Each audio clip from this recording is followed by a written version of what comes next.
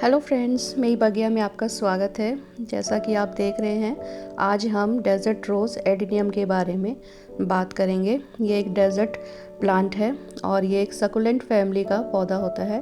Adenium की देखभाल कैसे की जाए और उससे अधिक फ्लावर्स कैसे लिए जाएं, इसके बारे में हम स्टेप बाय स्टेप बात करेंगे। और जैसा कि टाइटल में मेंशन है कि एडेनियम की रिपोर्टिंग क्यों ज़रूरी है और प्लांट को, नया प्लांट जो हम लाते हैं उसको कैसे लगाएं और एडेनियम का कॉडेक्स कैसे जल्दी मोटा कर सकते हैं, इन सब टॉपिक्स के बारे में हम स्टेप बाय स्टेप बात करेंगे। चलिए देखते हैं। और ये लास्ट ईयर की मेरे एडेनियम में जो फ्लावरिंग हुई थी उसकी क्लिप्स है। खूब सारे फ्लावर्स आए थे और वो कैसे आए चलिए जानते हैं। ये देखिए, ये मेरा वो प्लांट है जिसकी अभी आपने क्लिप देखी और मैंने इसको इस पॉट में लगाया हुआ है। ये मेरा 2 साल पुराना प्लांट है और 2 साल में ही इसका कॉडेक्स देखिए कितना अच्छा मोटा हो रखा है। तो एडेनियम में सबसे पहले हमें ये जानना ज़रूरी है कि हम गमले का साइज़ कैसे मेंशन करें। गमले का साइज़ जो है ज़्यादा हमें गहरा नहीं लेना चाहिए, क्योंकि एडेनियम का जो कॉडेक्स है अगर अंदर ही अंदर ज़्यादा बढ़ेगा तो वो रूट जो है उसकी डैमेज हो जाती है या गलने सड़ने लगती है। इसलिए हमें शैलो पॉट लेना है इस तरह का। और अगर हम इस तरह का गहरा पॉट भी लेते हैं तो कम गहराई का पॉट लीजिए। और जब ऐसे पॉट को लें तो साल में 2 बार उसकी रिपोर्टिंग ज़रूर करें। और रिपोर्टिंग क्यों करनी है इसका रीज़न मैं आपको अभी ये प्लांट को बाहर निकाल के दिखाती हूँ। क्योंकि जितनी ज़्यादा अंदर जड़ जाएगी उतना उसमें फंगस अटैक ज़्यादा होगा और नीचे से उस प्लांट जो है वो गलने लगता है और उसमें जो उसका कॉर्डेक्स है ख़राब होने लगेगा या गलने लग जाएगा। इसलिए उसको ऐसे अगर पॉट में लगाया है तो साल में 2 बार रिपोर्टिंग करना ज़रूरी है। चलिए देखते हैं। इसको पहले धीरे धीरे से साइड बाय साइड की मिट्टी निकाल कर प्लांट को बाहर निकालते हैं पहले। और मिट्टी जो हम बनाएंगे ऐसी होनी चाहिए, भुरभुरी और बिल्कुल हल्की मिट्टी होनी चाहिए इसके लिए, क्योंकि ये एक डेजर्ट रोज़ है, सकुलेंट प्लांट है और इसके कॉडेक्स में बहुत सारा पानी स्टोर रहता है। और ये इस तरह से देखिए इसकी जड़ें भी ऊपर आ गई हैं। अब मैं आपको दिखाती हूँ कि हर साल इसकी रिपोर्टिंग करना क्यों ज़रूरी है। ये देखिए नीचे से ये कितना ज़्यादा बढ़ गया है। साइड धीरे धीरे इसकी मिट्टी हटाते हैं।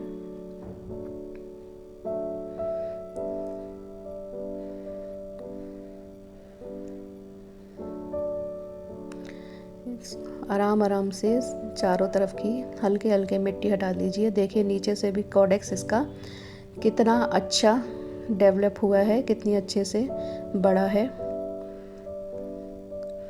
इसको सारी मिट्टी हटा के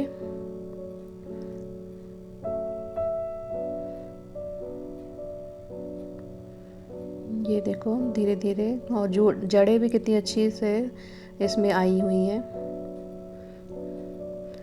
और ये देखो, ये जो ईंट के टुकड़े हैं जो लास्ट टाइम मैंने रिपोर्टिंग करते टाइम नीचे लगाए थे, इसमें हवा का जो सर्कुलेशन होता है, एरिएशन अच्छा बना रहता है इस तरह से ईंट के टुकड़े लगाने पर।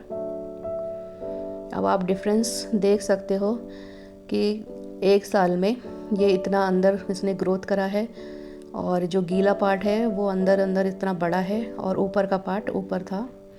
तो अगर ये कॉडेक्स इसी में दबा रहता तो ये धीरे धीरे सड़ने लगता और गलने लगता। इसलिए हमें इसकी रिपोर्टिंग करना ज़रूरी होता है। अब मैं इसको पानी से धो दूँगी। इस हिस्से को अच्छे से पानी से धो दीजिए और थोड़ी देर फंगिसाइड मिले हुए पानी में रख दीजिए 5 मिनट के लिए, जिससे कि इसमें जितना भी कुछ अगर फंगस का या कोई प्रॉब्लम हो रही होगी तो वो दूर हो जाएगी।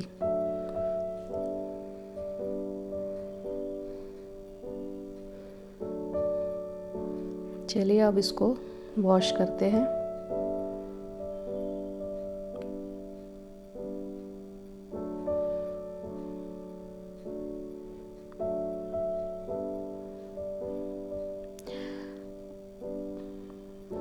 क्योंकि ये जो हमको लगाने का तरीका ये होता है कि जो इसका कॉडेक्स है हमेशा मिट्टी से ऊपर रहना चाहिए। अगर कॉडेक्स जो है इसका मिट्टी के अंदर दबा रहेगा तो सड़ने गलने की ज़्यादा पॉसिबिलिटी होती है, इसलिए मैंने ये प्लांट निकाला है। और अब जब मैं इसको रिपोर्ट करूँगी तो ऐसे रिपोर्ट करूँगी तो इसका जितना भी बचा हुआ कॉडेक्स है वो मिट्टी से ऊपर रहेगा। ये देखिए मैंने इसको वॉश कर दिया है और थोड़ी देर फंगीसाइड मिले पानी में भी रखा था, और बाद में इसके ऊपर थोड़ा सा और फंगीसाइड डस्ट कर दूँगी। या तो आप पेस्ट बनाकर फंगीसाइड लगा लीजिए, साफ या बेविस्टिन कोई भी फंगीसाइड आप यूज़ कर सकते हैं। उसके अलावा और भी कोई जो फंगीसाइड है उसका आप अच्छे से अप्लाई कर सकते हैं, जिससे कि फंगस जो है वो इसमें और दोबारा और कोई अटैक ना हो, फंगस अटैक का।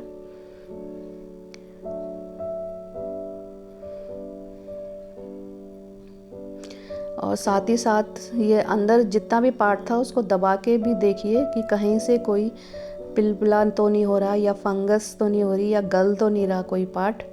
अगर ऐसा कुछ है तो उसको काट के अलग कर दीजिए, अगर कहीं से ऐसा ख़राब हो रहा है।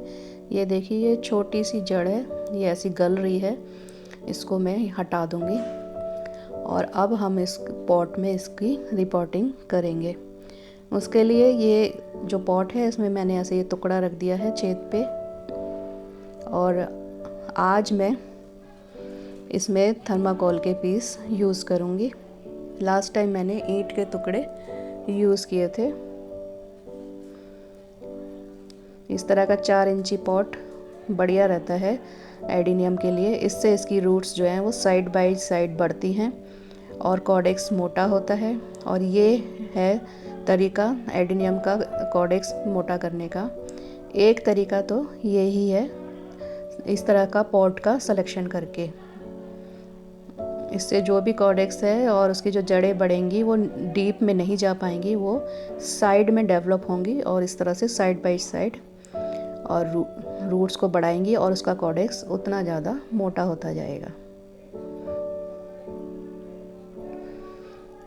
एडिनियम जो है फुल सनलाइट का पौधा होता है, इसको फुल सनलाइट में रखना चाहिए जहाँ पूरे दिन की इसको धूप मिले, क्योंकि ये एक डेजर्ट प्लांट है, तभी ये अपना फुल रिजल्ट देता है।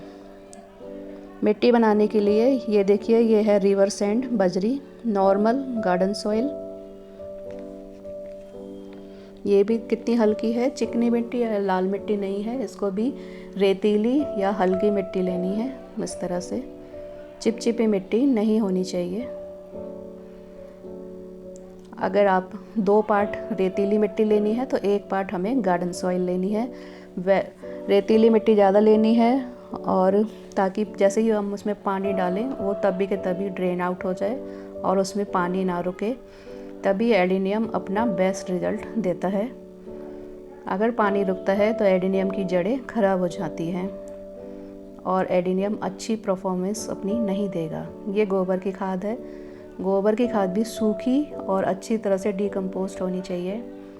सड़ी हुई गोबर की खाद गीली नहीं होनी चाहिए, गीली गोबर की खाद भी फंगस अटैक को बढ़ाती है।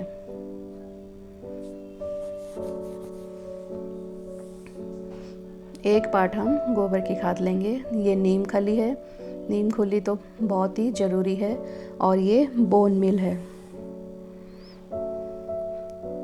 तो चलिए इसकी अब हम रिपोर्टिंग करते हैं और मिट्टी बनाते हैं। एडिनियम में अधिक फ्लावरिंग के लिए फास्फोरस और पोटेशियम रिच फर्टिलाइज़र देना चाहिए।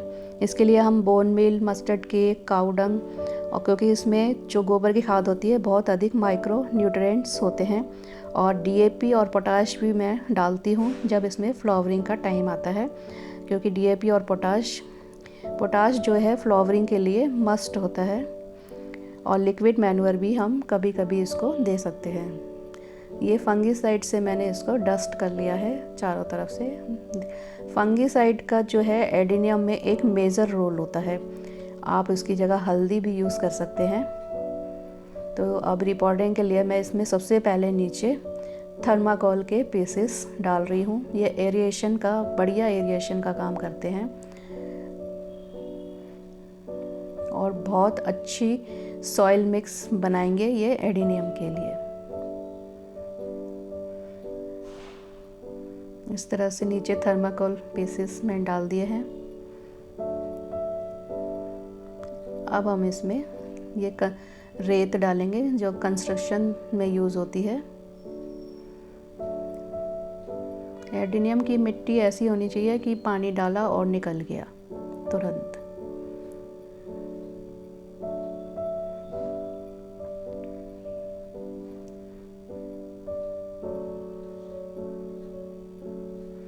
आप चाहो तो ये सारा कुछ अलग से भी मिक्स करके और तब डाल सकते हो अपने गमले में, पर मैंने ऐसे लेयर बाय लेयर करके लगाया है और फिर इसको प्लांट को लगा रही हूँ। उसके ऊपर मैंने ये थोड़ा सा गार्डन सॉइल डाला है। ये भी रेतीली ही है मिट्टी, ज़्यादा चिकनी या लाल मिट्टी या चिपचिपी मिट्टी नहीं है।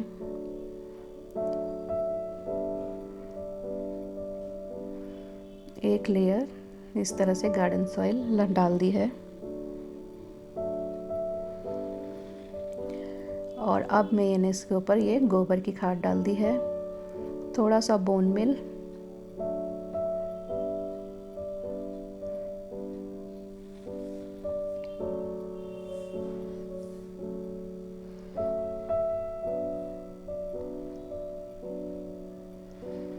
वेल ड्रेन सॉइल बनाने का मेन पर्पस यही होता है कि इससे एक्स्ट्रा पानी तुरंत निकल जाए।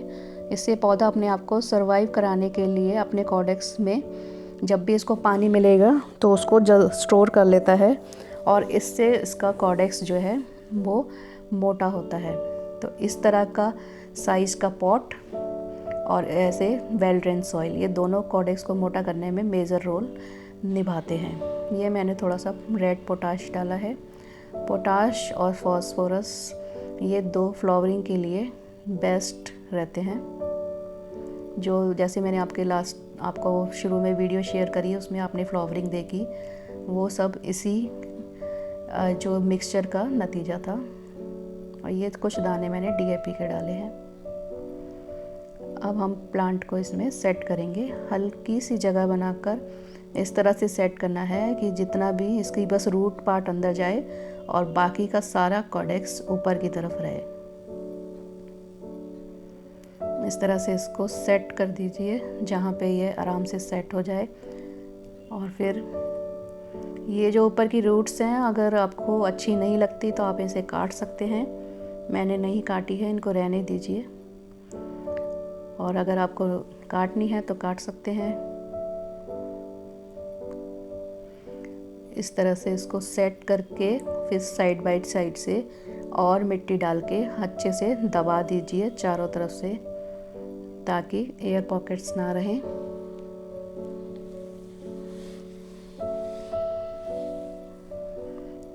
एडिनियम के प्लांट में वाटरिंग का ध्यान रखिए। जब भी 1.5 इंच या 2 इंच सॉइल ड्राई हो तभी पानी दें। और दूसरा, अपना एरिया के हिसाब से जो टेम्परेचर है उसके हिसाब से पानी दें। यदि टेम्परेचर 40 डिग्री सेल्सियस से ऊपर चला गया है तो वाटरिंग जल्दी कीजिए।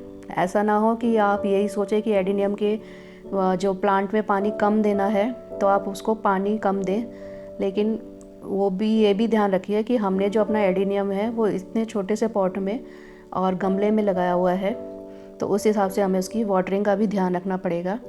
अगर फ्लावर्स आ रहे हैं और हमने वाटरिंग अगर सही से नहीं करी तो उसमें फ्लावर जो है धीरे धीरे सूखने लगेंगे, ज़्यादा दिन स्टे नहीं करेंगे और 2 दिन से ज़्यादा फिर फ्लावर खिले हुए नहीं रहेंगे।